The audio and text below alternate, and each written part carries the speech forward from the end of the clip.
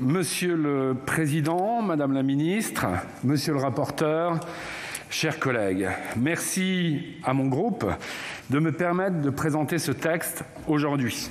Merci à Monique Lubin, qui s'exprimera en notre nom dans quelques minutes, et à Jean-Luc Fichet pour la qualité de son rapport, bien que les votes émis en commission ne soient pas en concordance avec les constats dressés.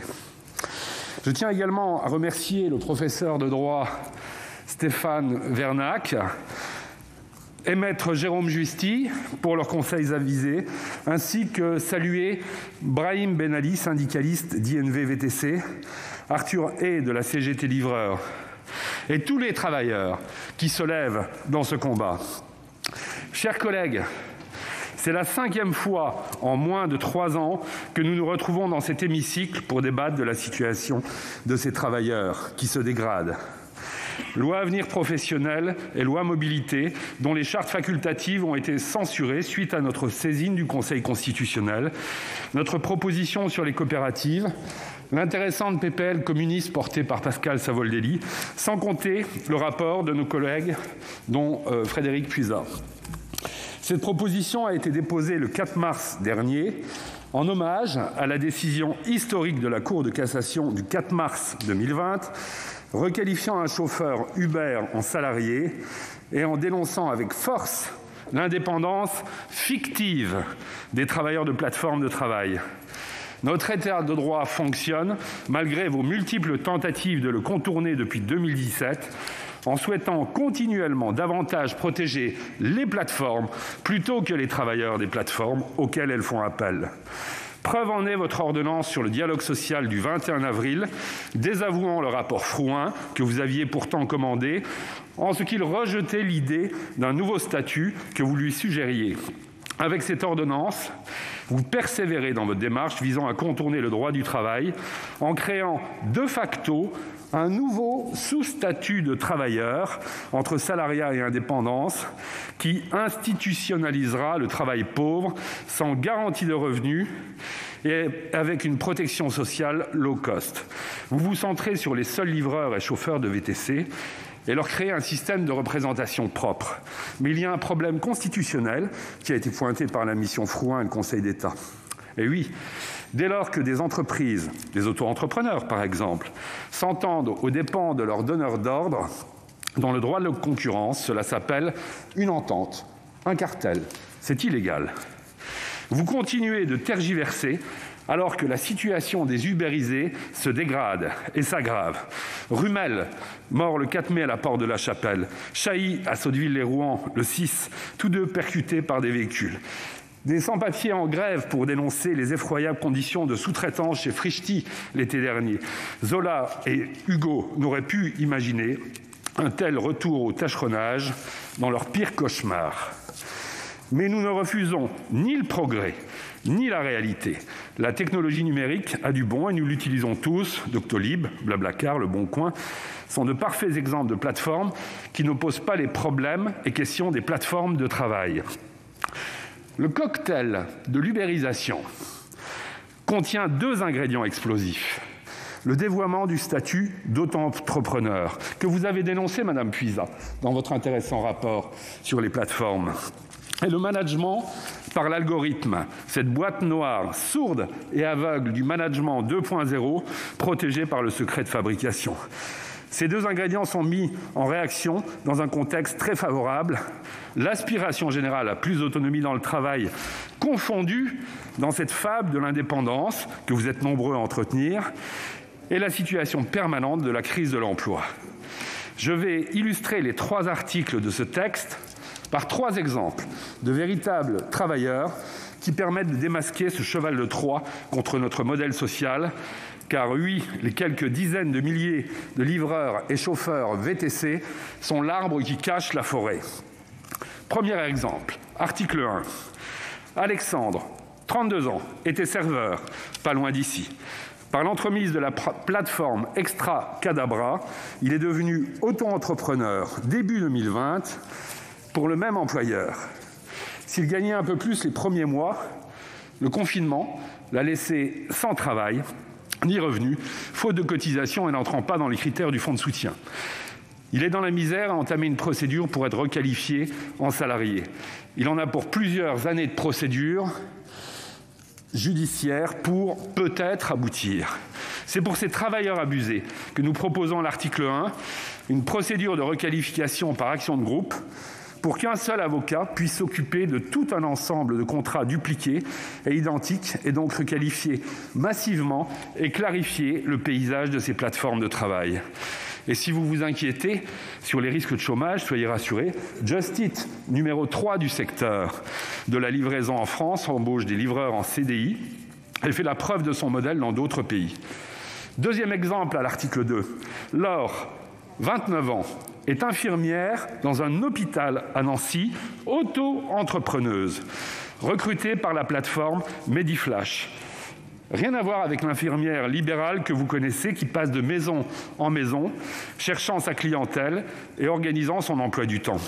Elle travaille dans un hôpital totalement subordonné. C'est pour Laure et ses indépendants fictifs que nous proposons à l'article 2 d'inverser la charge de la preuve et de présumer salariés les travailleurs de plateforme. Ben oui, aux plateformes d'aller en justice si elles veulent prouver que ces travailleurs ont les caractéristiques d'une indépendance réelle. Madame le ministre, le gouvernement espagnol vient de l'appliquer au mois d'avril. Article 3. Brahim, 37 ans, chauffeur de VTC chez Uber, revendiquait ses droits et appelait à l'action ses collègues. En décembre 2019, il a été déconnecté, sans autre forme de procès ni possibilité de recours.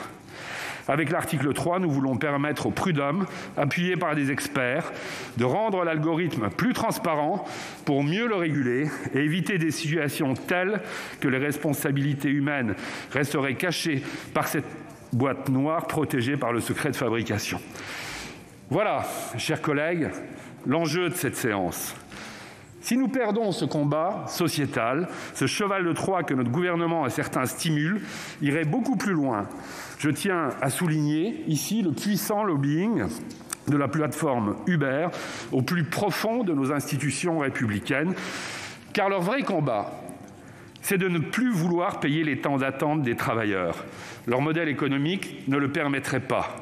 S'ils gagnent, ce sont des secteurs entiers qui seront un jour réduits au tâcheronnage. Vous voyez déjà la situation sur les aides à domicile qui ne peuvent gagner le SMIC mensuel, étant à peine défrayées entre deux clients. Alors oui, en baissant encore le coût du travail, nous pourrions nous offrir bien des services nouveaux et créateurs d'emplois. Mais le jeu en vaut-il la chandelle s'il conduit à produire en masse des travailleurs pauvres? Nous affirmons que non. Nous ne voulons de ce modèle ni pour nous, ni pour nos enfants. Mes chers collègues, vous allez clairement, par ce court texte, choisir votre camp. Celui que vous propose notre ministre d'aller mezzo voce vers cette société du cyberprécariat et d'un sous-statut, et donc de protéger les plateformes plutôt que les travailleurs de plateforme, ou celui d'une juste régulation de l'algorithme, du travail décent au XXIe siècle, de la justice et du progrès humain. Merci.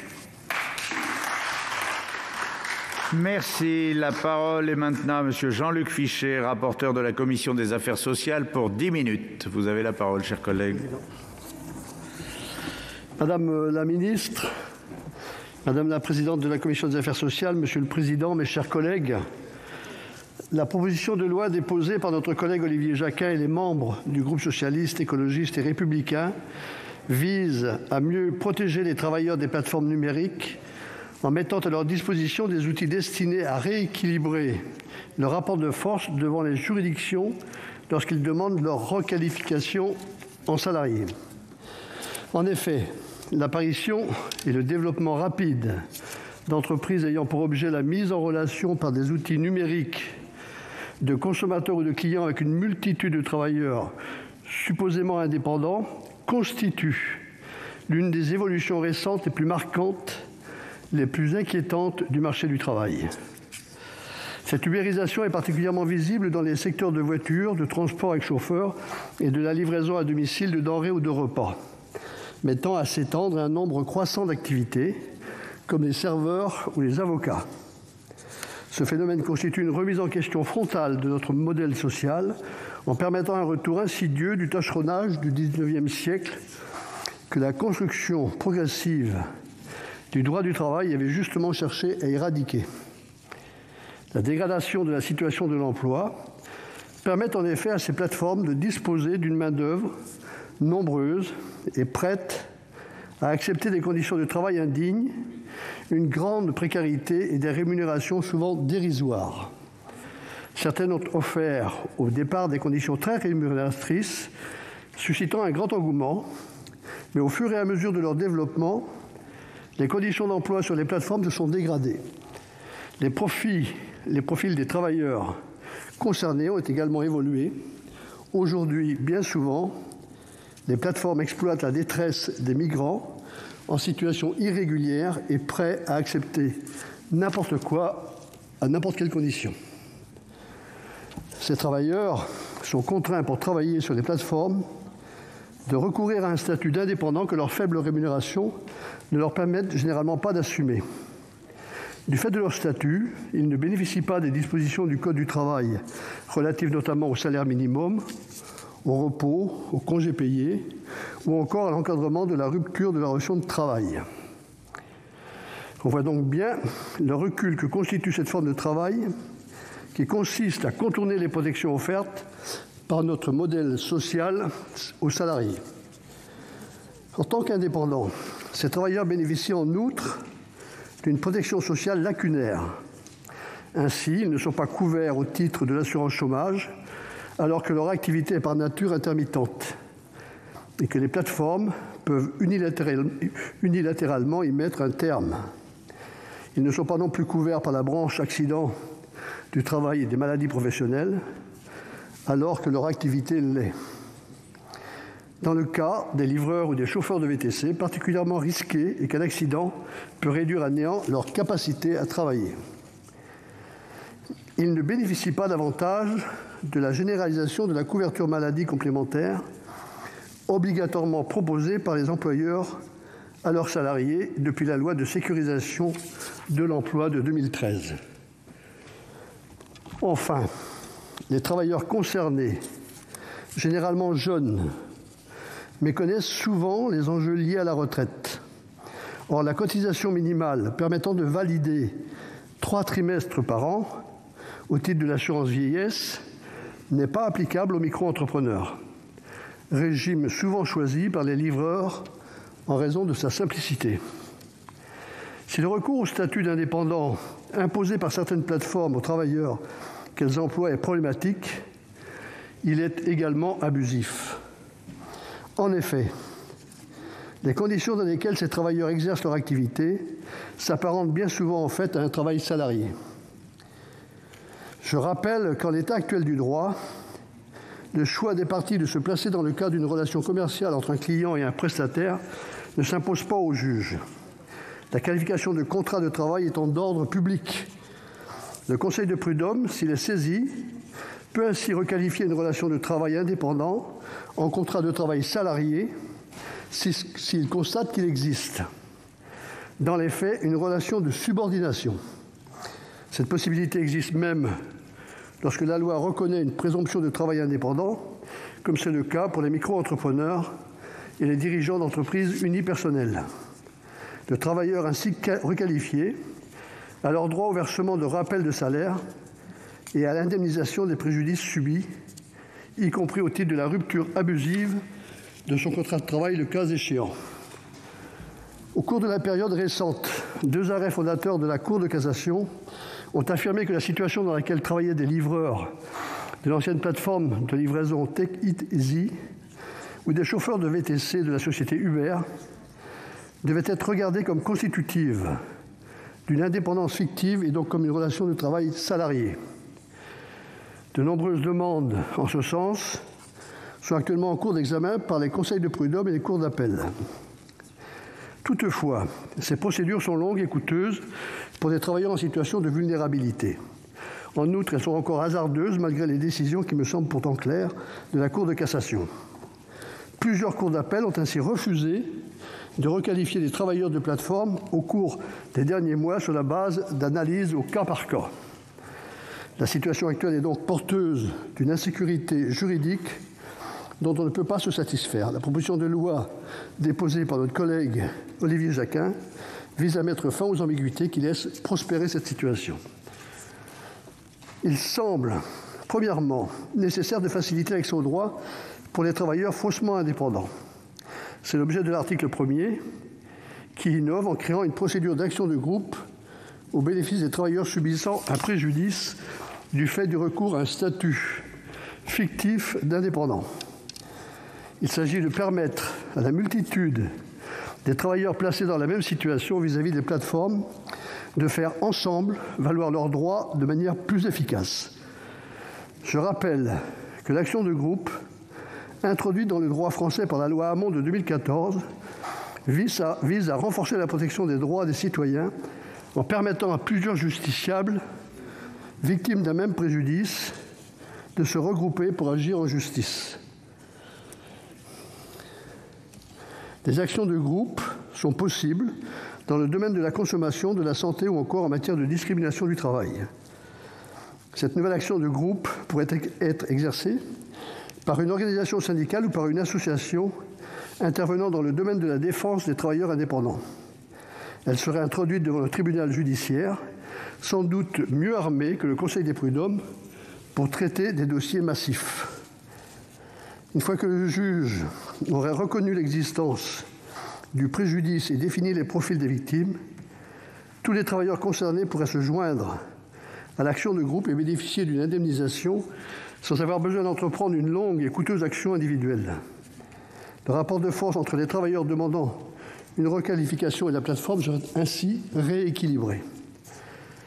Naturellement, cette action de groupe n'exclurait pas les actions individuelles que les travailleurs pourraient vouloir mener auprès du Conseil de prud'hommes, s'ils avaient à faire valoir un droit ou une situation qui leur sont propres. Il convient par ailleurs de clarifier le droit afin de mettre fin à l'incertitude qui entoure les actions de requalification. Le législateur s'est jusqu'à présent refusé à reconnaître le statut de salarié aux travailleurs des plateformes ou à leur étendre des garanties dont bénéficient les salariés, comme il l'a fait pour d'autres catégories de travailleurs atypiques, tels que les journalistes, les mannequins ou les VRP. Au contraire, les dernières évolutions législatives survenues depuis les premiers jalons posés par la loi El Khomri de 2016, telles que la loi d'orientation des mobilités du 24 décembre 2019 ou l'ordonnance du 21 avril 2021 relative aux modalités de représentation des travailleurs de plateforme, ont visé à conforter, sans l'affirmer définitivement, leur statut d'indépendant en se bornant à imposer certaines obligations de financement d'avantages sociaux, de transparence ou de dialogue social aux plateformes. Dans ce contexte, l'article 2 de la proposition de loi tend à abroger les dispositions actuelles prévoyant une présomption de travail indépendant et à leur substituer une présomption de salariat. Cette présomption ne serait pas irréfragable, mais il appartiendrait à la plateforme de démontrer l'absence de lien de subordination. Il s'agit donc d'inverser la charge de la preuve au bénéfice de la partie qui dispose de moins de moyens, c'est-à-dire du travailleur. Ce dispositif ne se limite pas aux plateformes de VTC et de livraison, dont on observe déjà les ravages, mais pourrait s'appliquer à toute forme de relation de travail dans laquelle un algorithme intervient. Enfin, les demandes de requalification étant en règle générale examinées par les prud'hommes, il convient de donner à cette instance la capacité d'apprécier la réalité des conditions de travail des travailleurs de plateforme.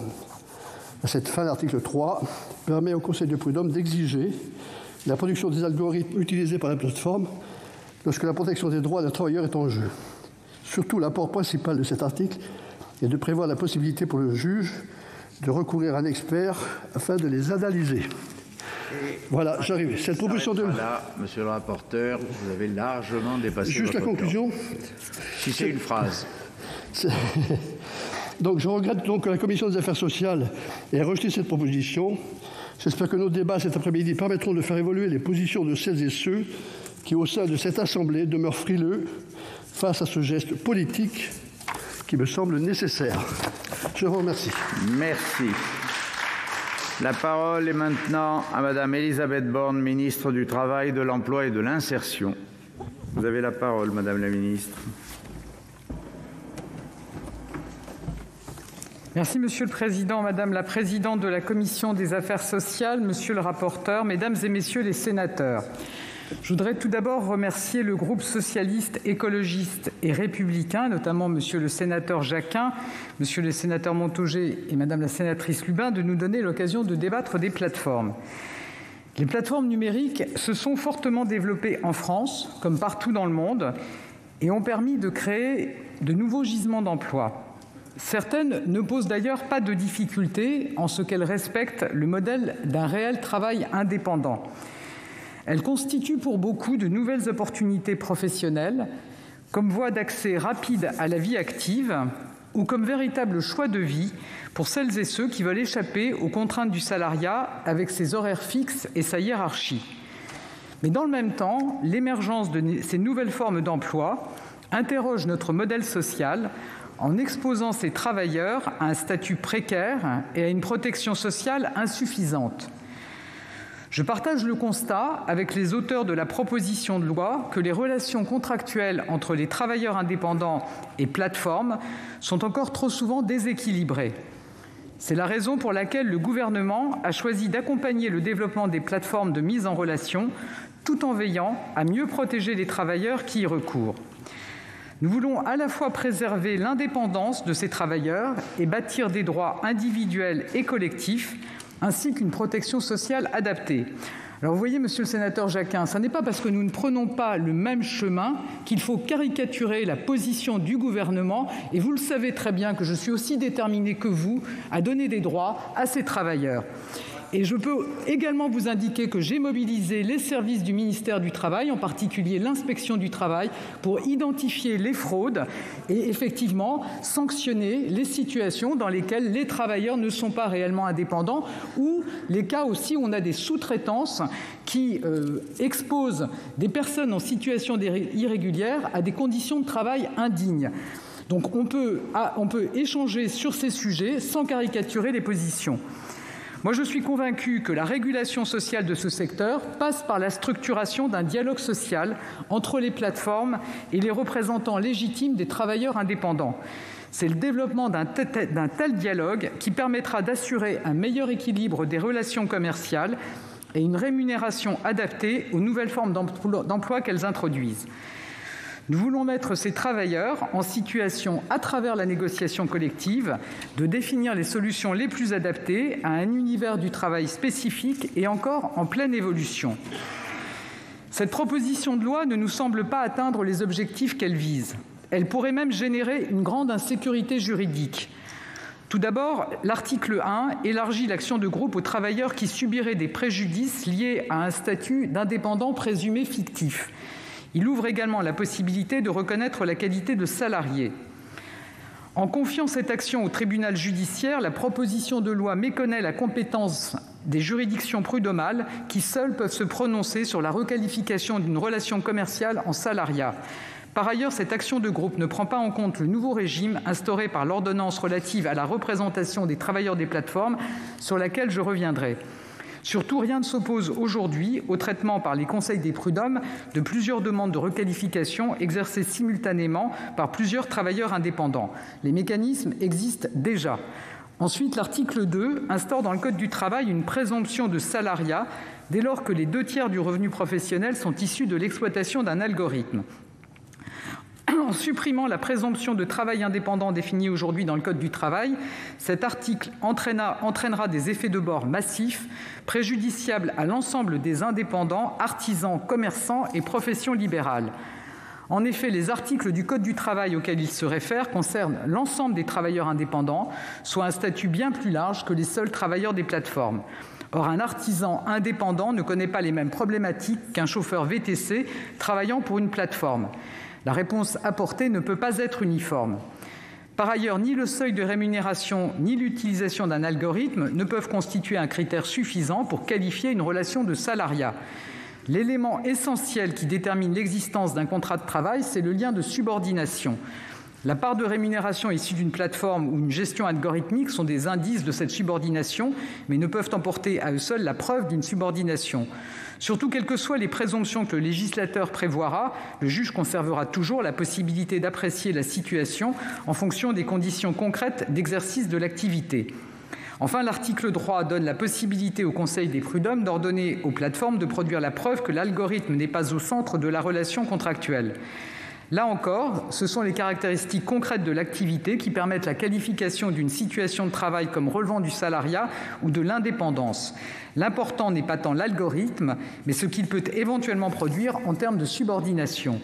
Une telle rédaction appelle l'obligation pour les plateformes d'apporter une preuve négative, ce qui en droit est toujours très complexe quand ça n'est pas tout simplement impossible. Malgré des intentions que je partage largement, et vous le savez très bien, monsieur le sénateur Jacquin, comme celle de protéger les travailleurs indépendants des plateformes et de lutter contre l'indépendance fictive, la rédaction de ces 3 articles pose des difficultés juridiques. Elle peut rendre leurs dispositions non seulement inopérantes, mais également préjudiciables à tous les autres indépendants. Le gouvernement a opté depuis déjà plusieurs années pour une autre stratégie, celle de la structuration d'un dialogue social garantissant les conditions de l'indépendance réelle.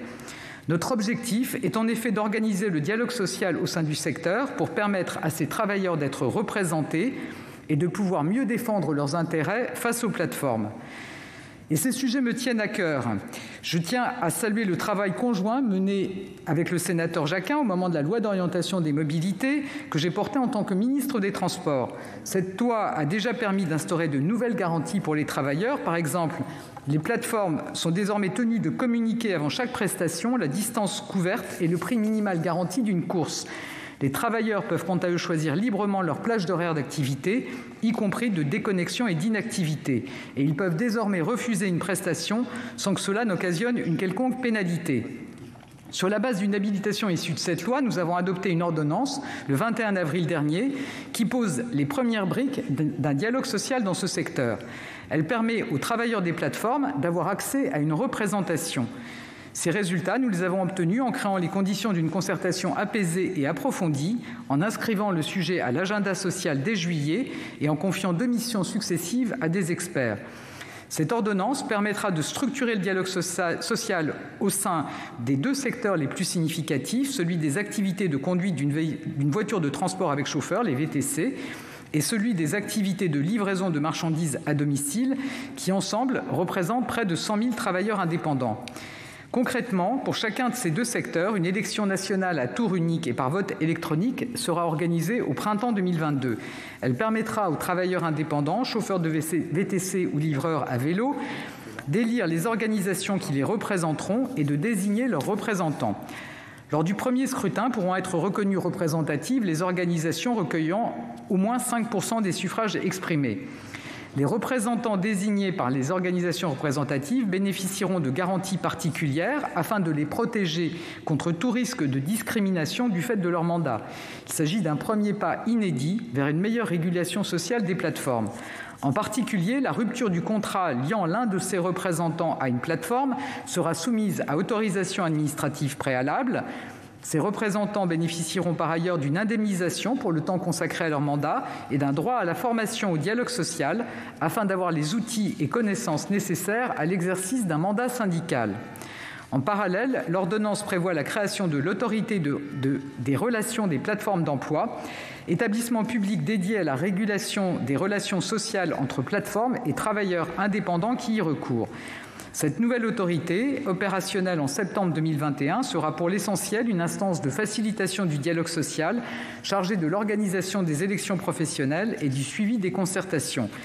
Les décrets d'application de l'ordonnance seront publiés au cours du mois de juin et une mission de préfiguration sera lancée dans les tout prochains jours. L'objectif est d'initier le travail d'organisation des élections dans la foulée de la mise en place de l'ARPE. Cette ordonnance, tout comme la mission qui sera lancée, constitue les premières pierres d'un dialogue social qui permettra de mieux comprendre les attentes des 2 parties et d'aboutir à des solutions équilibrées. Vous le voyez, le gouvernement et la majorité présidentielle ont obtenu des avancées majeures en termes de représentation des travailleurs des plateformes. Au cours de ces travaux, nous avons par ailleurs toujours veillé à ne pas fragiliser ce modèle économique fondé sur l'indépendance et qui pourvoit de l'activité à quelques 100 000 travailleurs. Nous allons poursuivre ce chantier de la structuration du dialogue social des travailleurs des plateformes et en ouvrir d'autres, comme celui de la protection sociale. Tout d'abord, nous proposerons prochainement des dispositions complémentaires à celles prévues à l'ordonnance du 21 avril, au regard des préconisations issues de la mission coordonnée par Bruno Mettling. Ainsi, nous souhaitons compléter cette première étape essentielle de structuration du dialogue social par des dispositions législatives qui préciseront les modalités de représentation des plateformes elles-mêmes, les règles relatives à la négociation collective entre plateformes et représentants de travailleurs indépendants qui y recourent. Dans un deuxième temps, nous ouvrirons des concertations sur un certain nombre de nouveaux sujets, comme par exemple la protection sociale de ces travailleurs. Je peux d'ores et déjà vous dire que nous nous engageons à améliorer la protection de ces travailleurs en cas d'accident du travail ou de maladie professionnelle. Je pense avant tout aux livreurs à vélo qui méritent une protection sociale à la hauteur des risques encourus dans un secteur éminemment accidentogène. En parallèle, nous travaillerons avec la Commission européenne pour faire évoluer le droit de la concurrence et permettre aux plateformes et aux travailleurs indépendants de négocier des accords. Cette possibilité ouvrira la voie à une négociation sur le calcul d'un revenu minimum corrélé à l'activité et donc à une convergence sociale vers le haut en Europe. Je pense que nous pouvons tous nous retrouver sur cette ambition de renforcer notre modèle social tout en assurant notre relance et notre prospérité économique. C'est la voie équilibrée que nous traçons. Mesdames et messieurs les sénateurs, la priorité doit être, selon nous, d'améliorer la protection sociale des travailleurs des plateformes sans chercher nécessairement à les requalifier en salariés, ce que beaucoup ne souhaitent pas. Et pour inventer une protection sociale adaptée à la nature particulière de ce secteur, nous voulons qu'elle émerge des travailleurs eux-mêmes dans le dialogue social et la concertation. C'est la raison pour laquelle nous nous attachons avant tout à structurer les conditions de la représentativité et de la négociation collective au sein du secteur des plateformes. C'est la voie que nous suivons pour permettre à ces activités économiques de se développer et à ces travailleurs de s'insérer sur le marché du travail tout en respectant le cadre d'une indépendance réelle. Pour toutes les raisons que je viens d'évoquer, le gouvernement n'est donc pas favorable aux dispositions de cette proposition de loi. Je vous remercie. Merci Madame la Ministre. Nous allons entamer la discussion générale avec les orateurs des groupes. Je rappelle au groupe socialiste que pour l'ensemble de cette discussion générale, comme pour le débat sur les articles qui suivent, il dispose encore précisément d'1 heure, pas plus.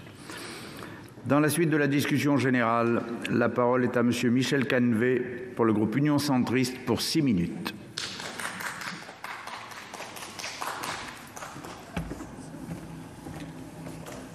Monsieur le Président, Madame la Ministre, Madame la Présidente de la Commission des Affaires sociales, Monsieur le rapporteur, chers collègues, le groupe de l'Union centriste tient d'abord à saluer l'initiative prise par Olivier Jacquin et les membres du groupe socialiste de mettre sur le débat en séance publique au Sénat cette question de l'emploi des travailleurs des plateformes numériques.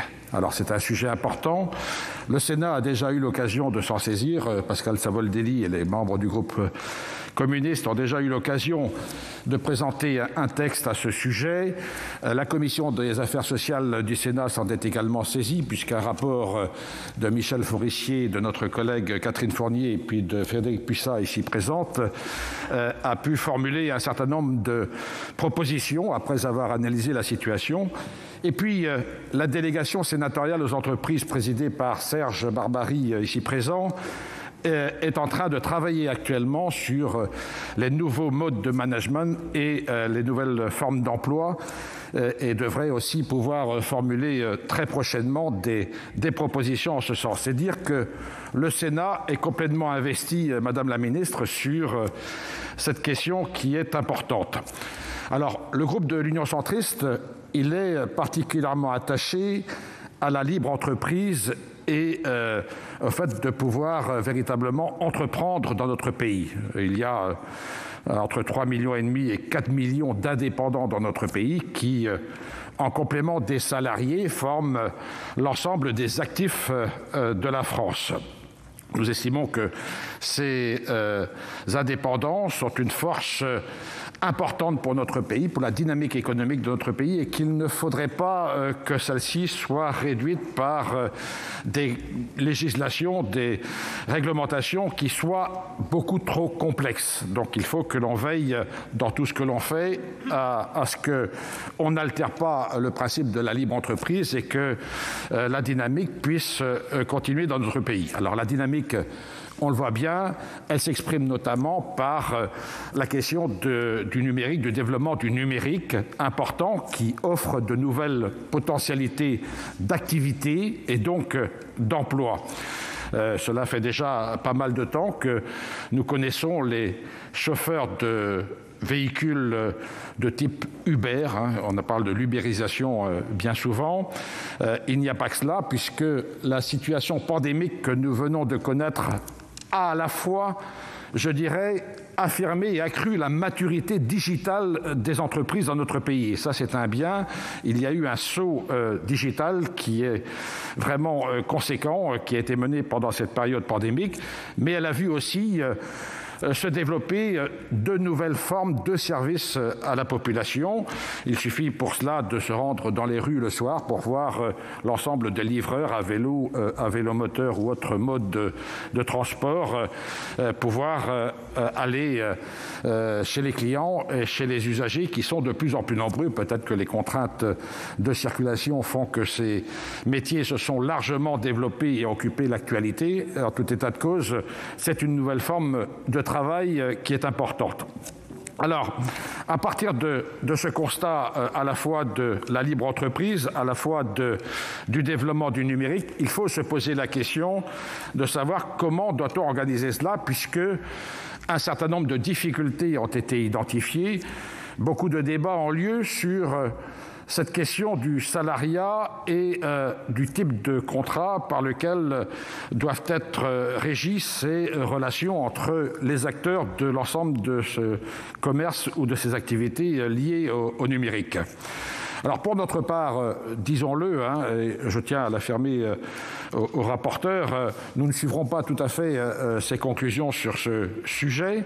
Le débat a déjà eu lieu en commission des affaires sociales, mais il nous semble important de conserver la dynamique de développement de ces activités. Il nous semble aussi, je crois, important de faire en sorte que les initiatives qui ont déjà été prises à cet égard puissent montrer leurs résultats. Et vous venez d'évoquer, Madame la Ministre, l'ordonnance qui a été prise après différentes missions du 21 avril dernier.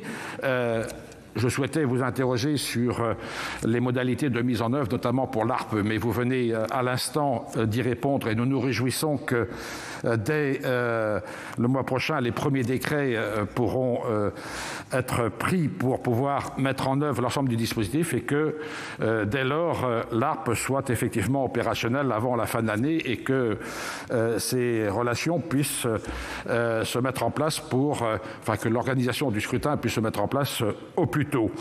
Parce que au niveau du groupe de l'Union centriste, nous avons la conviction que c'est effectivement par le dialogue social que nous arriverons à avancer. Et il faut qu'il y ait un certain nombre de dispositions qui soient prises en direction des indépendants. On sait que la couverture accident du travail est quelque chose d'important, que des complémentaires santé sont aussi nécessaires.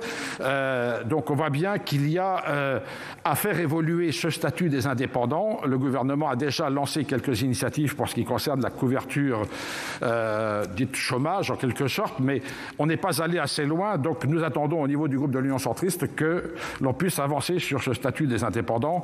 Donc le groupe de l'Union centriste ne votera pas ce texte en l'état. Merci, chers collègues. La parole est maintenant à M. Serge Babary, président de la délégation aux entreprises pour le groupe Les Républicains, pour 5 minutes.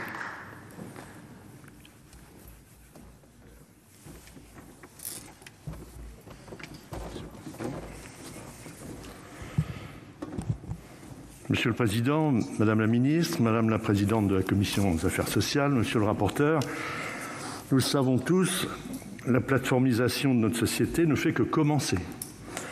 Elle recouvre une réalité très diverse, le monde des plateformes englobant plusieurs secteurs et non des moindres, avec en particulier celui de la mobilité, VTC, livraison à domicile, celui des services à la personne et celui des services aux entreprises. L'actualité a rendu particulièrement visibles les livreurs à domicile, dont le nombre a explosé avec la crise sanitaire et l'évolution des modes de consommation. Leur exposition au risque a alerté et alimenté le débat sur leur fragilité économique.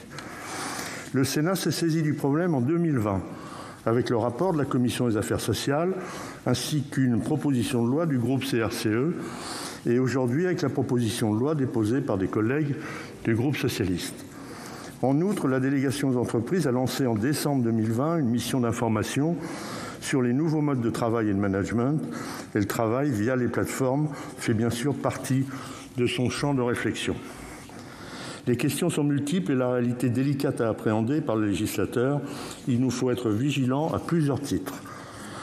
Il nous faut veiller à la situation des travailleurs concernés. Un certain nombre risquent la précarisation financière et sociale, mais la majorité tiennent à l'indépendance que leur permettent leur statut et la flexibilité de leur activité. Alors se pose bien sûr la question cruciale. Comment trouver le juste équilibre entre indépendance et dépendance imposée via les algorithmes des plateformes? Autrement dit, comment déterminer le caractère réel ou fictif de cette indépendance autrement qu'au cas par cas? Il nous faut par ailleurs veiller à ne pas entraver le dynamisme de ces entreprises et activités permises par les technologies actuelles, plébiscitées par les consommateurs et créatrices d'emplois. Comment conjuguer ces trois impératifs? Répondre à cette demande croissante, rééquilibrer quand nécessaire l'asymétrie des relations de travail et permettre le développement d'un modèle économique viable. Certains défendent la création d'un statut intermédiaire entre celui de salarié et celui d'indépendant, mais cela viendrait encore complexifier le paysage juridique. Cette option a d'ailleurs été écartée suite au rapport Frouin. La proposition de loi Jacquin s'attaque à de vraies questions. Les solutions défendues ne nous paraissent cependant pas adéquates. Outre qu'elles ne répondent pas aux souhaits d'une majorité des travailleurs concernés, elles ignorent la question cruciale de la viabilité économique des activités concernées dans un tel cas. Suite aux auditions conduites à la fois par la Commission des affaires sociales et par notre délégation d'entreprise, je ressors convaincu que le rééquilibrage des relations de travail et la défense des droits des travailleurs des plateformes doit passer avant tout par la négociation collective afin de prendre en compte les spécificités de chaque secteur. De ce point de vue, la récente ordonnance sur la représentation de ces travailleurs devra s'accompagner dès que possible d'un dialogue social nourri et équilibré. En outre, la problématique me paraît plus large et plus ancienne. Il est urgent de réduire, voire supprimer, les disparités qui demeurent entre les 3,5 et 4 millions de travailleurs indépendants et les salariés disposant de revenus équivalents. Il y a là de véritables inéquités. La question des travailleurs des plateformes n'en est qu'une des variantes, mais une des plus criantes. Le Haut Conseil du financement de la protection sociale l'a d'ailleurs souligné dans son rapport de septembre 2020 sur la protection sociale des travailleurs indépendants et son financement. Je cite: « Les collaborateurs des plateformes, notamment ceux exerçant dans le secteur de la mobilité, souvent micro-entrepreneurs, comptent parmi les non-salariés les plus précaires en termes de couverture sociale et de revenus dégagés. » Le Haut Conseil a prôné la clarification des règles de rattachement et l'amélioration de l'équité du prélèvement social. Il a proposé un New Deal pour la protection sociale des travailleurs indépendants, ce pacte devant, je cite, « reposer sur un système de prélèvement revu, des droits renforcés et un équilibre entre droits et devoirs des non-salariés réexaminés et justement réaffirmés ». De ce point de vue, le plan en faveur des indépendants, annoncé par le ministre Alain Griset pour fin avril, est toujours en attente. Vous l'avez compris, je ne suis pas favorable à l'adoption de cette proposition de loi, de même que mes collègues du groupe Les Républicains. En revanche, nous restons très vigilants sur ces questions et veillerons à ce que l'équilibre entre les droits et obligations de chacun soit atteint. Je vous remercie. Merci, Monsieur le Président. La parole est maintenant à notre collègue Pierre-Jean Verzelen pour le groupe Les Indépendants pour 4 minutes.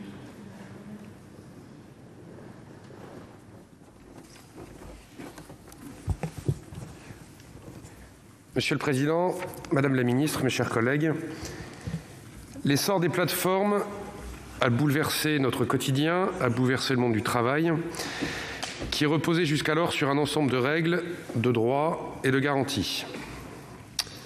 Cette nouvelle forme de travail indépendant est une source de débouchés pour plus de 200 000 personnes en France, mais pose, ça a été évoqué, de nombreux questionnements juridiques.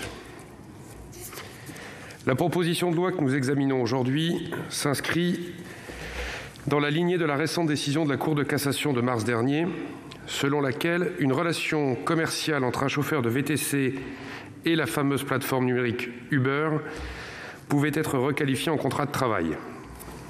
En effet, la présomption de non-salariat du travailleur indépendant peut être renversée dès lors qu'un lien de subordination juridique est établi entre l'auto-entrepreneur et le donneur d'ordre.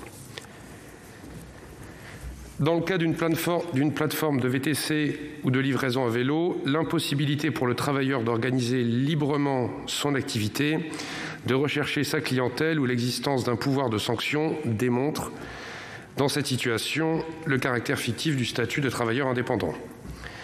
À partir de cette jurisprudence, le texte propose d'étendre aux travailleurs du numérique la procédure d'action de groupe issue de la loi Hamon 2014 et applicable en matière de droit de la consommation notamment.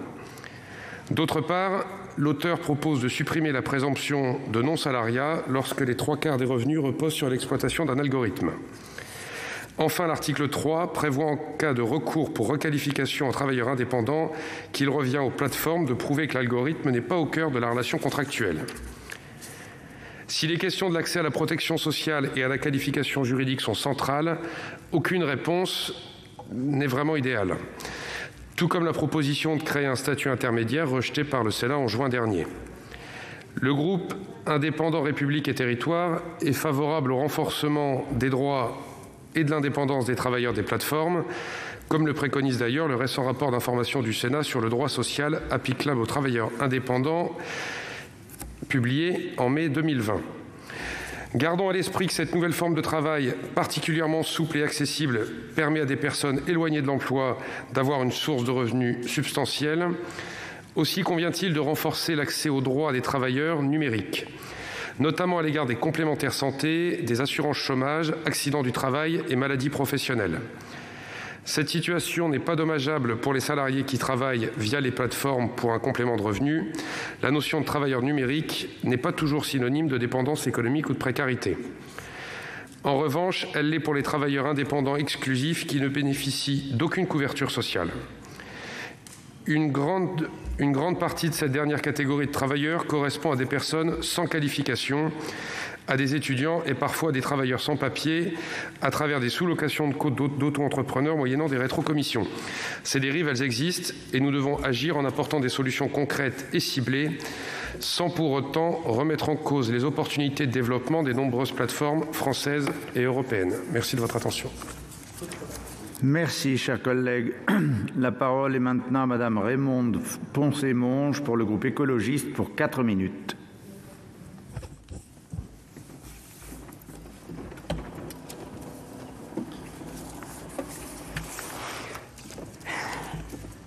Monsieur le Président, Monsieur le rapporteur, Madame la Ministre, chers collègues, cette proposition de loi s'inscrit dans un mouvement de transformation profonde de notre rapport au travail dans le contexte de la transition numérique.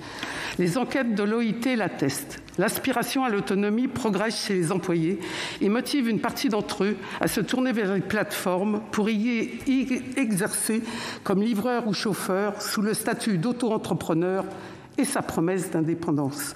Pour d'autres, il s'agit simplement de créer son emploi dans un contexte de chômage massif fermé aux faibles qualifications. Exercer son travail de manière autonome, choisir ses modalités d'organisation, son rythme de travail, ses horaires, posséder son outil de travail, ne pas être dans une situation de subordination, c'est presque un idéal d'émancipation dont certaines plateformes se vantent d'être le réceptacle.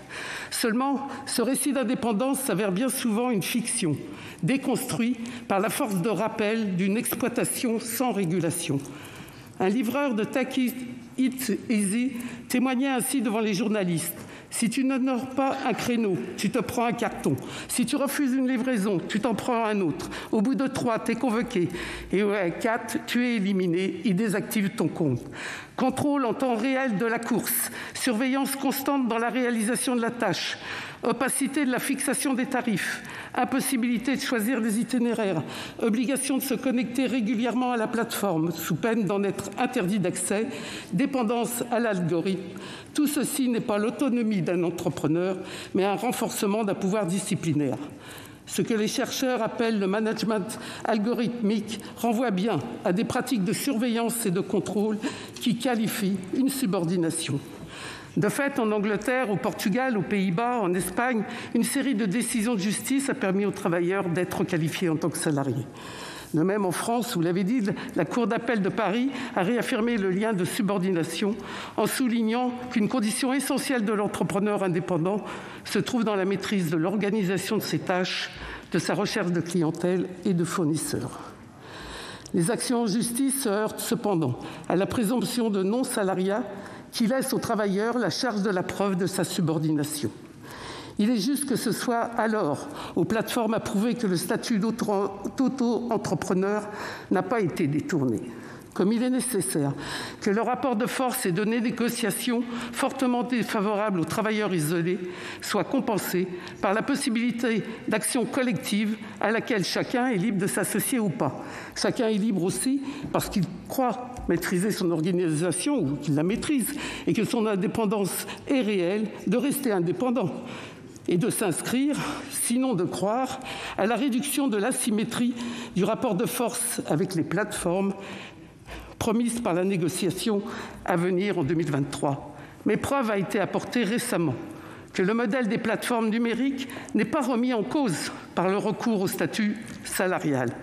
Notre responsabilité législative, alors, est de rendre possible la lutte contre l'indépendance quand elle s'avère fictive. Par ailleurs, pour répondre au désir d'autonomie, nous pensons au groupe écologiste qu'il faut surtout changer le contenu et le sens de l'activité, changer le travail, mais cela, c'est un autre chantier. Notre groupe votera cette proposition de loi. Je vous remercie. Merci, chers collègues. La parole est maintenant à M. Dominique Théophile pour le groupe RDPI pour 4 minutes.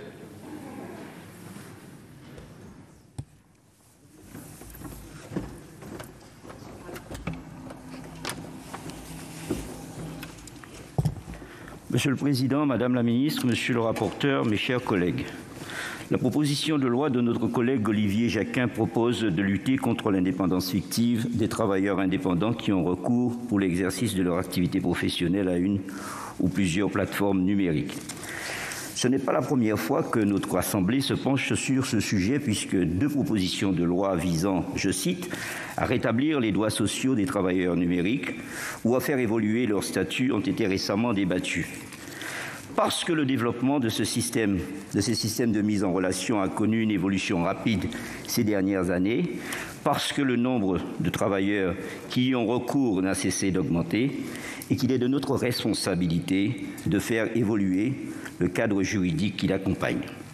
Vous proposez d'abord d'étendre les actions de groupe aux procédures de requalification. Ce dispositif nous semble pourtant poser un certain nombre de difficultés. D'abord parce qu'il existe autant de cas de figure possibles que de plateformes et de travailleurs et qu'une solution unique ne nous semble pas adéquate. Ensuite, parce que les décisions des différentes cours d'appel et des conseils des prud'hommes ont démontré que le droit existant répondait déjà en assurant la prise en compte du caractère unique de chaque situation, en partie aux attentes des travailleurs. Enfin, et surtout parce qu'il nous semble abusif de considérer que la requalification des travailleurs est une demande pleinement partagée. Si les chiffres nous manquent, il apparaît clairement qu'une majorité des travailleurs indépendants souhaitent en effet conserver l'agilité que leur permet leur statut. Les conclusions de la mission Mettling, qui s'est penchée sur les modalités de mise en œuvre du dialogue social entre les plateformes et leurs travailleurs, ne disent d'ailleurs pas autre chose. Parce que les revendications des travailleurs se prête mal à des mesures uniformes. Il nous semble donc préférable de privilégier le dialogue social et la concertation qui sont les plus à même d'imposer de nouveaux droits et de garantir des mesures proportionnées et fidèles aux réalités spécifiques des travailleurs des plateformes. C'est notamment l'objet de l'ordonnance du 21 avril 2021 relative aux modalités de représentation des travailleurs indépendants que vous venez, Madame la ministre, d'évoquer. J'y reviendrai dans quelques instants. Vous proposez ensuite de supprimer la présomption de non-salariat en cas de management algorithmique. Vous souhaitez pour cela procéder à la réécriture complète de l'article L. 8221-6 du Code du travail. Là encore, la rédaction que vous suggérez nous semble problématique. En recentrant le dispositif sur la place de l'algorithme, vous excluez dans les faits les travailleurs indépendants qui y ont pas recours. Nous devrons ainsi prouver l'absence de lien de subordination juridique, en plus d'être initialement établis comme des travailleurs salariés. Si nous n'adhérons pas à la méthode, il nous semble en revanche important que le cadre juridique qui encadre les relations professionnelles entre les travailleurs indépendants et les plateformes puisse évoluer. Dans la lignée de la loi travail, la loi d'orientation des mobilités a ainsi introduit de nouvelles garanties au bénéfice des travailleurs numériques en renforçant leur indépendance ou leur droit à la formation professionnelle. C'est le cas également de l'ordonnance du 21 avril 2021 qui crée l'autorité des relations sociales des plateformes d'emploi chargées de réguler les relations sociales entre les plateformes et les travailleurs indépendants. Ces apports, nous les avons votés. Ils doivent maintenant porter leurs fruits. Mes chers collègues, parce que ces avancées demandent du temps et que le dialogue social nous semble le plus à même d'assurer aux travailleurs des plateformes numériques les droits que leur statut d'indépendant leur garantit. Notre groupe ne votera pas cette proposition. Je vous remercie. Merci, chers collègues. La parole est maintenant à M. Henri Cabanel pour le groupe RDSE pour 4 minutes. Eh ben. C'est pas un texte sur les fan clubs. Allez-y, Monsieur le Président, Madame la Ministre, mes chers collègues, je tiens avant tout à remercier notre collègue Olivier Jacquin et le groupe socialiste, écologique et républicain de nous donner une nouvelle fois l'occasion de nous pencher sur la délicate question des travailleurs des plateformes numériques. Ces plateformes, au tout début, promettaient l'Eldorado et ont dépensé beaucoup d'argent pour que ce mythe soit réalité. Les plateformes proposaient des rémunérations particulièrement alléchantes, provoquant un véritable engouement. Être son propre patron était par ailleurs une idée très séduisante. Mais cette liberté a un prix, et ubérisation rime aujourd'hui avec précarisation. Progressivement, les conditions d'emploi se sont en effet dégradées, obligeant la plupart de ces travailleurs à travailler plus pour gagner moins. L'ubérisation du monde du travail fait voler en éclats tous les acquis sociaux obtenus depuis près de 2 siècles.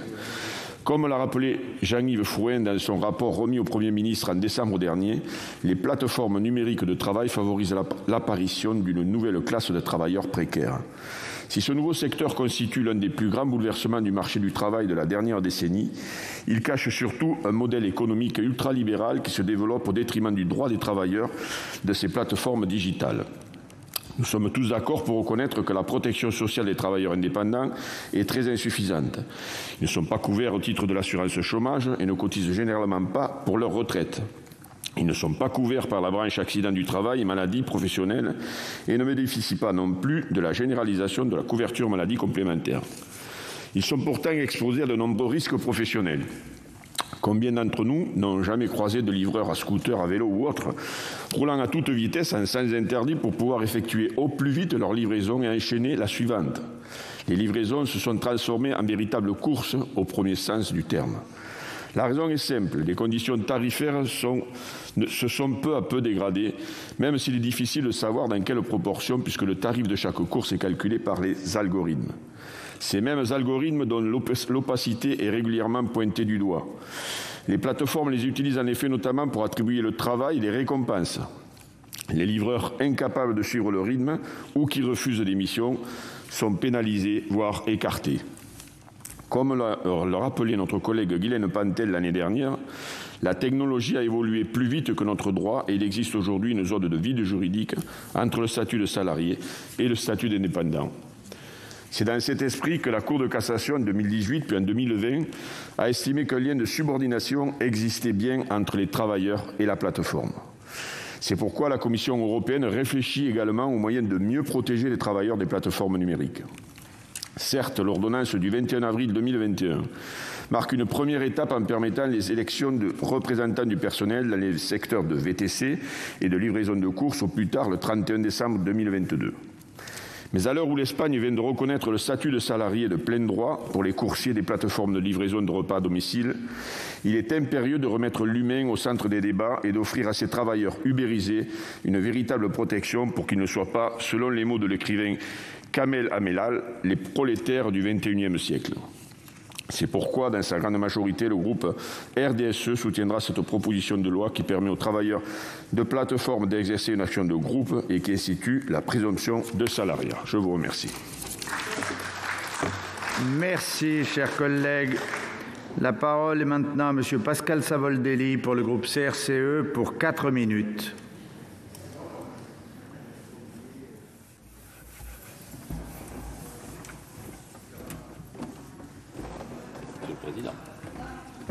Un peu de calme, un peu de calme. Ah oui, parce que moi je suis déjà timide, non, alors. Mais déjà, hein, oui. Monsieur le Président. Savoldelli me fait remarquer qu'il est déjà timide. Merci de ne pas en rajouter.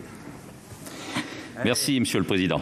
Madame la Ministre, mes chers collègues. En juin 2020, notre groupe CRCE a présenté une proposition de loi sur le statut de ces travailleurs. Elle a été d'ailleurs évoquée, je vous en remercie, mes chers collègues.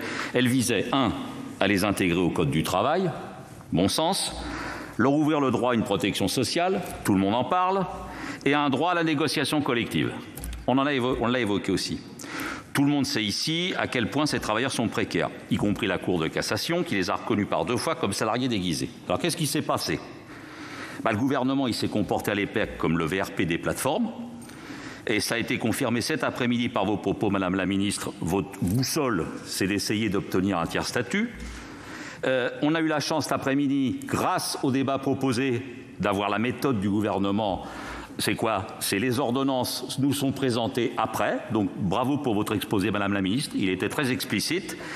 Le groupe socialiste, lui, s'était abstenu. Je vais y revenir. Et alors nos collègues de droite, ce que j'appelle la majorité sénatoriale des droites, à chaque fois que vient ce sujet, c'est le statu quo. On touche à rien. Mes camarades socialistes, vous êtes abstenus la dernière fois. Et vous comprenez un peu notre étonnement quand même dans votre cheminement des fois.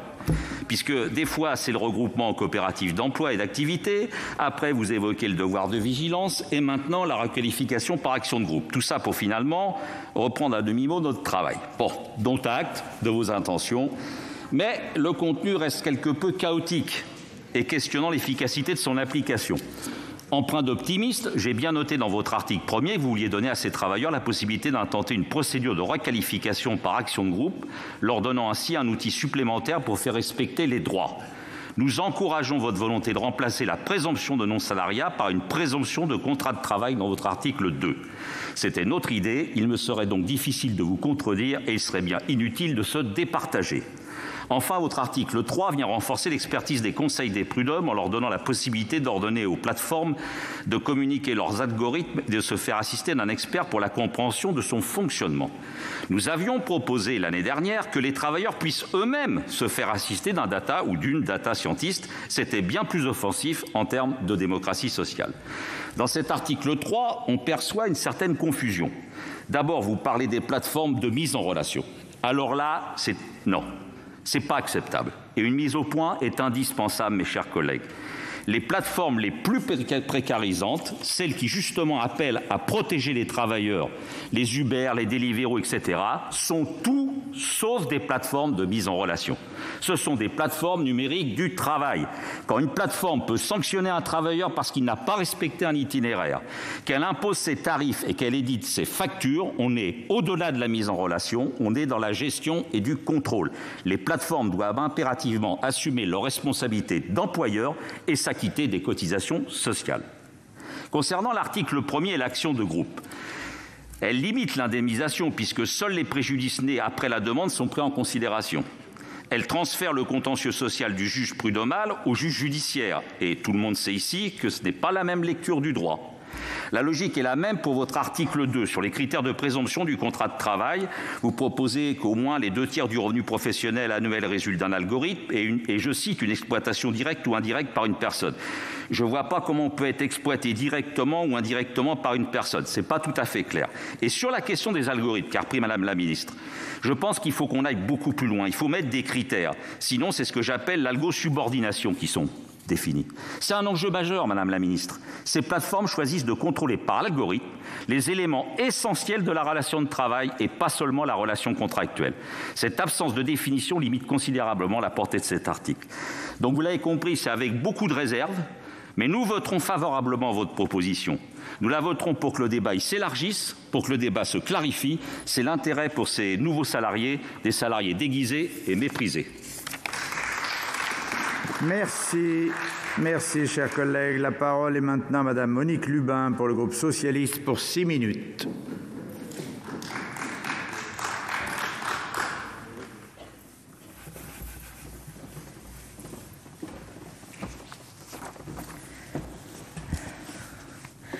Monsieur le Président, Madame la Ministre, Monsieur le rapporteur, chers collègues.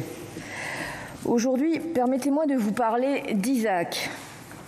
Vous ne le connaissez sûrement pas. Mais Isaac, c'est le nom d'un nouveau chef d'équipe avec lequel plus de 130 000 travailleurs de 1000 entreprises collaborent, et ce, dans près de 100 pays différents. Isaac occupe une fonction très précise. Il doit être capable de mesurer les activités de ses collègues en fournissant en temps réel des renseignements sur le comportement et sur la productivité de chaque salarié. Il est ainsi capable de produire des rapports détaillés de l'influence et des comportements individuels sur la performance de l'entreprise. C'est ainsi qu'Isaac est devenu le bras droit de milliers de managers qui peuvent désormais s'appuyer sur les nombreux et précieux renseignements distillés afin d'attribuer quotidiennement une note individuelle à chaque employé sur la base d'évaluations subjectives. Pourtant, contrairement à tous ses collègues, Isaac s'affranchit des tâches qui incombent chaque jour à des millions de travailleurs.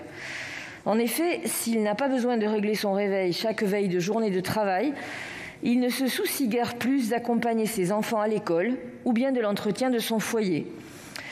En réalité, Isaac ne possède ni visage ni corps et détient comme seule caractéristique humaine son nom. Chers collègues, vous l'aurez compris, Isaac est un algorithme. Si ses créateurs tentent naïvement de nous le présenter comme un instrument visant à garantir le bien-être des salariés et étant capable de détecter des charges de travail excessives, il ne nous apparaît pas difficile d'imaginer les dérives évidentes qui peuvent découler de ce type de logiciel. Car en réalité, Isaac s'inscrit parfaitement dans une économie de précision qui vise à l'unique recherche d'une maximisation du rendement en croisant simultanément un nombre incalculable de données. Et cela bien souvent au détriment de la santé mentale et du bien-être des travailleurs qui n'hésitent pas à abandonner pauses et temps de réflexion, ne souhaitant surtout pas paraître comme passifs aux yeux du logiciel et par extension à ceux de leurs managers et dirigeants.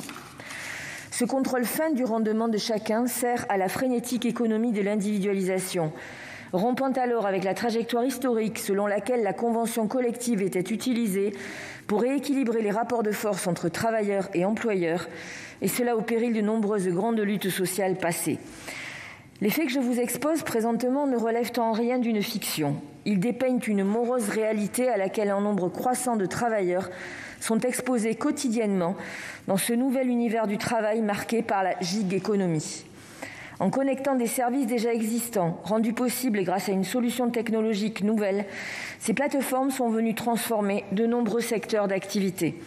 Elles ont certes permis une diversification de l'offre, mais souvent au détriment des cadres de régulation classiques, précarisant la condition de certains travailleurs et bafouant leurs droits sociaux fondamentaux.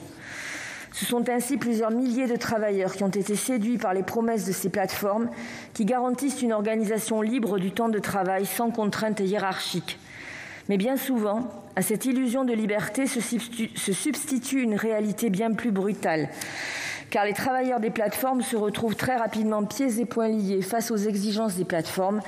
Les clients sont imposés, les tracés deviennent obligatoires et les sanctions à l'encontre de ces travailleurs sont nombreuses. Du jour au lendemain, certains travailleurs voient leur compte suspendu, bien souvent sans aucune justification de la part des plateformes. Étant privés de nombreux droits sociaux du fait du statut fictif d'indépendant, il ne leur reste bien souvent plus que leurs yeux pour pleurer. Ces pratiques sont d'autant plus cruelles lorsqu'on observe que ces travailleurs, souvent sans formation, sont économiquement contraints par le marché et ne disposent guère d'autres perspectives de revenus que ces plateformes. C'est d'ailleurs l'une des principales raisons pour lesquelles les banlieues, particulièrement touchées par la précarité, sont devenues les principales pourvoyeuses de main-d'œuvre des plateformes de VTC. Mais tout l'enjeu se trouve désormais dans la maîtrise de ces nouveaux algorithmes qui, selon les projections, constitueront la principale source de revenus de près d'1 demi-milliard d'individus sur la planète d'ici 2025. Il est alors de notre responsabilité de garder la main mise sur ces innovations technologiques avant de nous faire dépasser par celles-ci.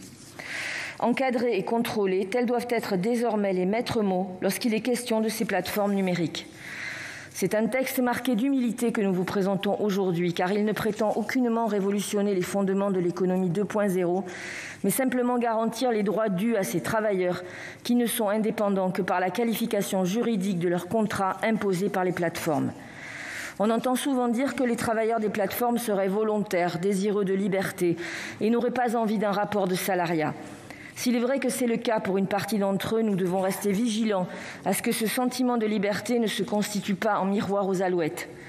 Et pour cause, la réalité sera bien cruelle lorsque ces salariés voudront faire valoir leurs droits sociaux et notamment leur droit à la retraite. Et ce sont alors de nombreux foyers qui se retrouveront plongés dans une extrême précarité. Nous devons ne pas croire ces plateformes lorsqu'elles prétendent que notre modèle social est inenvisageable. Et pour preuve, certaines entreprises de livraison de repas sont aujourd'hui capables de proposer des contrats de salariat à leurs employés. Nous devons également agir pour toutes les entreprises du numérique qui proposent aujourd'hui des solutions plus éthiques et plus justes vis-à-vis des travailleurs, mais qui se retrouvent dépassées par les pratiques déloyales des sociétés concurrentes qui recourent au dumping social sans plus se cacher. Combien de temps allons-nous fermer les yeux sur l'exploitation de ces personnes, de ces jeunes, de ces immigrés, de ces étrangers parfois en situation irrégulière ? Combien de temps allons-nous continuer à dire que les questions sont bonnes, mais que les réponses ne le sont pas ? Il est temps d'avancer et il apparaît très nettement que face à toutes ces dérives, la meilleure solution reste le salariat pour éviter que ne se dresse pour ces milliers de travailleurs le spectre du retour du tâcheronnage du XIXe siècle que nous nous sommes attelés à déconstruire par le biais de nombreux combats sociaux. Est-ce cela que nous voulons ? Certainement pas. Nous devons agir pour ces esclaves, pour ces nouveaux esclaves du XXIe siècle. Merci. Madame la ministre, vous souhaitez répondre? Si je puis me permettre, ce n'est pas la tradition, mais si vous pouviez répondre de manière brève, parce que la contrainte de l'exercice, c'est qu'à 16h04, j'arrête le texte socialiste. Donc il faudrait qu'il soit voté, quoi. Merci, Monsieur le Président. Non, mais je vais répondre très brièvement. Moi, je voudrais dire à mon tour... Je voudrais dire à mon tour que je pense qu'on est sur un sujet important qui mérite mieux que des caricatures. Alors, il n'y a pas d'un côté ceux qui voudraient défendre les droits des travailleurs et puis de l'autre ceux qui défendraient aveuglément les plateformes. Ces plateformes, elles ont permis de faire émerger des nouveaux services, de créer des nouveaux emplois. Et en même temps, je pense que personne ici ne peut se satisfaire de la précarité d'un certain nombre de travailleurs qu'on peut tous observer, y compris en circulant dans notre espace public aujourd'hui avec des livreurs qui devraient être à vélo, qui sont en scooter et dont un certain nombre sont manifestement exploités. Donc on partage ce constat. Ensuite, on doit trouver un chemin, effectivement, pour permettre le développement de ces emplois en répondant aux aspirations des travailleurs qui ne veulent pas nécessairement être des salariés et en renforçant les droits individuels et collectifs de ces travailleurs. Et c'est bien le chemin que nous prenons depuis le début du quinquennat, avec l'objectif de rétablir le rapport de force entre les plateformes et les travailleurs. C'est notamment ce qui a été prévu dans la loi d'orientation des mobilités, avec un droit à la déconnexion pour les travailleurs des plateformes, avec la possibilité de refuser des courses, avec la possibilité, qui peut paraître élémentaire, de connaître la distance et le prix d'une course avant de l'accepter. accepté. Et c'est ce même chemin que nous continuons en permettant de construire une représentation de ces travailleurs pour pouvoir engager une négociation collective. Et nous allons également continuer en renforçant les droits de ces travailleurs. J'ai évoqué notamment le sujet des accidents de travail et des maladies professionnelles pour lequel, manifestement, il nous faut renforcer ces protections. Et puis, dernier point, c'est bien de faire des lois, c'est aussi bien de les contrôler. Et je peux vous redire que les services de mon ministère sont mobilisés pour précisément contrôler et sanctionner les abus qui peuvent exister dans un certain nombre de domaines. Donc voilà, monsieur le sénateur, mesdames et messieurs les sénateurs, je peux vous dire que je pense que c'est réellement un sujet important sur lequel nous cherchons la voie dans un domaine nouveau. Et vraiment, ça mérite mieux que des caricatures. Merci, Madame la Ministre. La Commission n'ayant pas élaboré de texte, nous passons à la discussion des articles de la proposition de loi initiale. À l'article 1, je ne suis pas saisi d'amendement ni de prise de parole, mais en revanche, je suis saisi d'une demande de scrutin public par le groupe Les Républicains. Il va donc être procédé au scrutin public dans les conditions fixées par l'article 56 du règlement. Un peu de calme, un peu de calme. Allez. Le scrutin est ouvert. Sur l'article numéro 1, compte tenu de l'ensemble des délégations de vote accordées par les sénateurs aux groupes politiques et notifiées à la présidence, nombre de votants 330, nombre de suffrages exprimés 312, pour l'adoption 86, contre 226, le Sénat n'a pas adopté. À l'article 2, je suis saisi d'une demande de parole par le président Caner. Monsieur le Président. Oui, Monsieur le Président, Madame la Ministre, très rapidement. On a évoqué la notion de caricature. Je ne sais pas si je serai caricatural, mais je reconnais qu'il est difficile d'être un ministre de gauche dans le gouvernement de droite. Mais c'est votre choix, ce n'est pas le nôtre. Je dis simplement que ce texte, cette proposition de loi, après une autre que nous avons portée avec Madame Lubin et Monsieur Jacquin, déjà il y a quelques mois, celle portée par le groupe communiste, nous voulons alerter finalement l'opinion. Et ne vous en déplaise, Madame la Ministre, nous avons le droit au Parlement d'imaginer des solutions qui peut-être vous semblent insuffisantes et non peut-être juridiquement suffisamment assises. Vous nous avez dit, mais j'ai la réponse. Permettez que nous ayons aussi notre réponse. Naturellement, vous l'avez évoqué sur un ton qui, je crois, aurait mérité peut-être, non pas de la compassion à notre égard, mais en tout cas un minimum peut-être de compréhension sur la démarche que nous avons initiée. Donc, nous savons quel est le sort qui sera réservé par la droite sénatoriale à laquelle vous apportez votre support, mais nous continuerons à défendre ces salariés parce que nous pensons qu'il s'agit de salariés. Il s'agit de salariés dans les faits et que la jurisprudence, y compris internationale, nous donne de plus en plus raison. Encore une fois, l'étape que nous portons avec cette proposition de loi vise à clarifier finalement les relations entre ce que nous considérons être les employeurs et ce que nous considérons être des salariés de plus en plus. Et la question de la liberté qui a été souvent évoquée, y compris par Mme Lubin il y a quelques instants, je crois, ne concerne qu'une extrême minorité de celles et ceux qui sont aujourd'hui dans cette situation. Vous ne partagez pas ce sentiment, vous en avez le droit, permettez simplement au groupe socialiste d'imaginer des solutions contraires. En tout cas, avec cette proposition de loi, c'est une première pierre, je le disais, dans le débat sur l'avenir du travail lié aux plateformes, lié à cette évolution de la société qui, pour nous, n'est pas un progrès, mais que nous constatons comme un fait acquis aujourd'hui et qu'il faut absolument améliorer par l'encadrement juridique que nous proposons. Voilà l'esprit dans lequel nous défendons l'article 2 de cette proposition de loi. Monsieur Savoldelli, en prise de parole. Oui, avec votre enthousiasme assuré, Monsieur le Président. Comme on est dans la situation qui risquait d'avoir les articles ne vont pas être votés, donc on n'aura pas à voter la loi, donc il n'y aura pas d'explication de vote. C'est pas une question de posture, Madame la Ministre. Voilà, vous êtes quelqu'un que je respecte, votre travail, votre parcours. Vous connaissez le sens des mots. Donc, quand vous parlez d'emploi, vous parlez des emplois de salariés à Deliveroo. D'accord ? À Uber, des salariés, des contrats. C'est des emplois, ça. Tous les autres, c'est pas des emplois, Madame la Ministre. C'est des activités rémunérées. Oui, non, mais attendez, vous n'êtes pas n'importe quel ministre. Et vous savez ici qu'on est dans le devoir du sens des mots quand même. Non, les plateformes numériques de travail ne créent pas d'emplois, Madame la Ministre. Sinon, on ne se poserait pas la question de la subordination. Sinon, on ne se poserait pas la question de contrat de travail. Vous voyez ?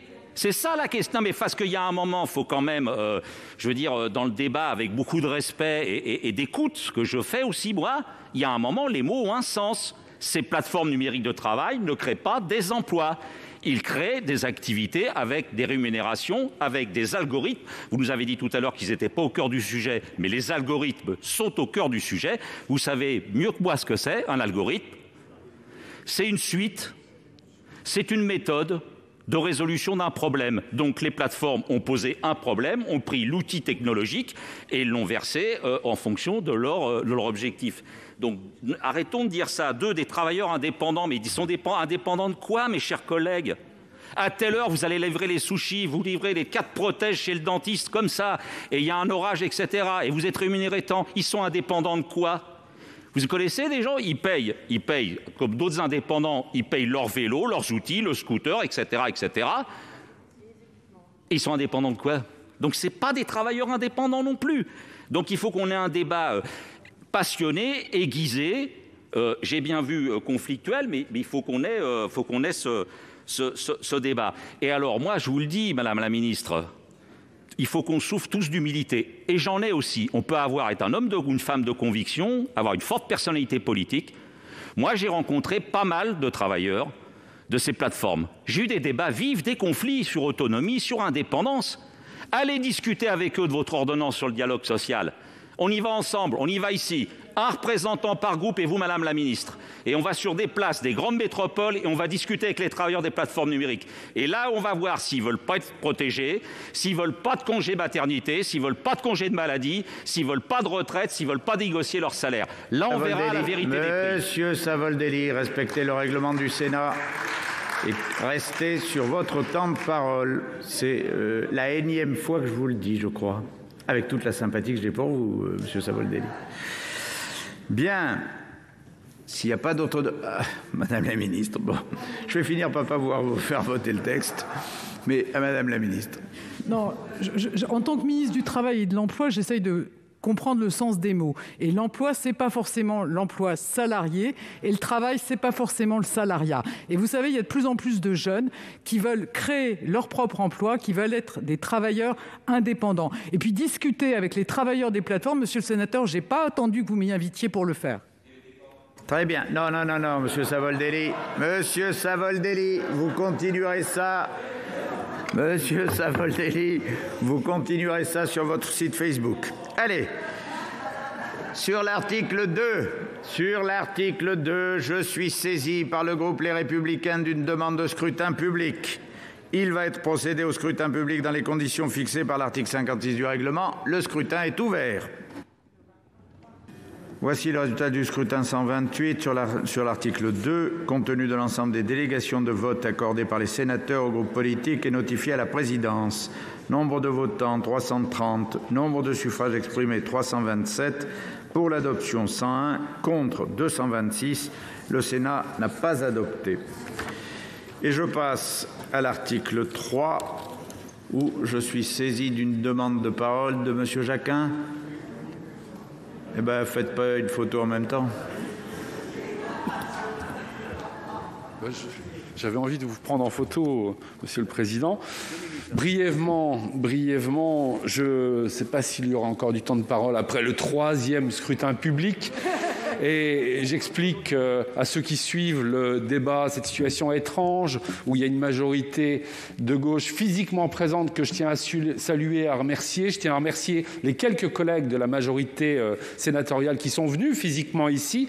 Mais là, ils utilisent une procédure qui leur permet de faire voter les absents au débat. Donc nous sommes minoritaires, mais ce n'est pas ça l'essentiel. L'essentiel, c'est ces échanges sur ce sujet important, ces échanges de qualité, quelquefois vifs, et encore heureux. Nous ne sommes vraiment pas sur les mêmes positions.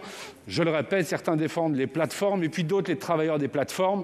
Tout le monde a dit qu'il y avait un problème, une précarité, mais voilà, vous choisissez votre camp. Cependant, dans ce débat, Madame la Ministre, je tiens à vous remercier pour vos apports sur La question que je vous avais posée l'autre jour lors des questions au gouvernement sur le fait de saisir l'inspection du travail, donc ça va dans le bon sens. Il y a encore à faire beaucoup pour être dans un véritable état de droit. Je pense au non-recours de l'URSSAF alors que l'arrêt de la Cour de cassation qui a pointé des secteurs entiers où il y a un défaut de cotisation. Je pense au non-respect de la question du RGPD et du problème de l'exploitation des données de ces travailleurs, la question subtile de la loyauté des contrats ou encore l'exercice du droit de concurrence lorsqu'il y a dialogue social. Je vous remercie aussi d'avoir clarifié votre position, parce que ce gouvernement par ordonnance pour un parlementaire, c'est extrêmement désagréable, aussi que sur la démocratie. Et vous avez bien déroulé votre programme. Très clairement, je ne crois pas vous avoir caricaturé en disant clairement que vous avancez vers un nouveau statut, ce que la mission Frouin ne voulait pas, pour ne pas créer deux frontières floues, là où il y en a une actuellement entre salariés et indépendants, de créer un nouveau tiers statut avec des droits low cost, comme les Anglais l'ont fait, comme les Italiens l'avaient fait ou les Espagnols, de workers, un nouveau prolétariat sans garantie de revenus et avec des droits sociaux au rabais. Et j'ai bien compris que la question se jouerait aussi partiellement en Europe, autant pour les travailleurs du clic qui ne sont pas territorialisés, il y a nécessité de ces régulations européennes, de même que sur l'algorithme. Par contre, pour ce qu'on appelle la gigafactory, qui est territorialisée ici, on n'a pas à attendre l'Europe, on a un droit du travail français qui nous permet de réguler. Je vous remercie. Merci. Je vais mettre aux voix l'article 3 sur lequel il n'y a pas d'amendement. Je vous rappelle que si cet article était rejeté, il n'y aurait naturellement pas de vote sur l'ensemble du texte puisque les 3 articles seraient rejetés. Pas d'autres demandes d'explication, pas d'autres demandes de prise de parole sur l'article 3. Très bien. Je mets aux voix l'article 3 par scrutin public à la demande à nouveau du groupe Les Républicains. Voici le résultat du scrutin sur l'article 3, compte tenu de l'ensemble des délégations de vote accordées par les sénateurs aux groupes politiques et notifiées à la présidence. Nombre de votants 343, nombre de suffrages exprimés 340. Pour l'adoption 101, contre 239. Le Sénat n'a pas adopté. Les articles de la proposition de loi ont été successivement supprimés par le Sénat. Je constate qu'un vote sur l'ensemble n'est pas nécessaire puisqu'il n'y a plus de texte. En conséquence, la proposition de loi n'est pas adoptée.